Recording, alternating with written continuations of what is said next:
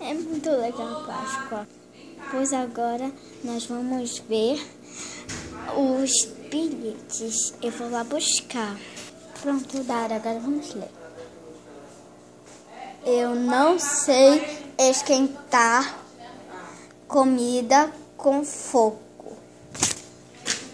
Oh, micro-ondas. É claro, né, Dara? Vamos lá, filha. E temos bilhete, agora lê. Tá frio aqui. O congelador, vamos lá pegar. Agora, mamãe, nós vamos ler.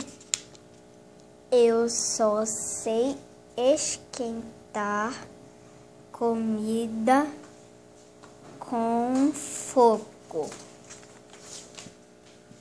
Fogão, vamos lá pegar. Dara, pegamos, vamos lá. Sua roupa sai cheirosa daqui. Peraí, qual era o nome mesmo? Máquina de lavar, vamos lá. Vamos lá, menina, já achei. Abre essa porta aí da frente. Vamos lá, Dara, vamos abrir a porta. Meu Deus, mãe, o que será que tá atrás dessa Feliz Páscoa? Eu sei lá, vamos lá ver. Meu Deus, mamãe, tá cheio de doce. Nossa, mamãe.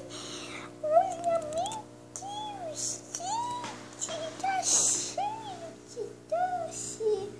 Meu Deus, mamãe, esse é o melhor Páscoa. Ainda tem uma cestinha pra gente poder brincar lá embaixo. Ai, minha filha, que legal. Ai, mamãe, que legal. Agora, Dara, nós vamos tomar café. Vamos provar qual? Já provou todos, mamãe. Nós não vamos acabar. É verdade, você tem razão. Amanhã, na hora da sua aula, quando você for lanchar, na hora do recreio, você come um desses. Boa ideia, mamãe. Obrigada. De nada. Agora vamos ao Grêmio. Vamos!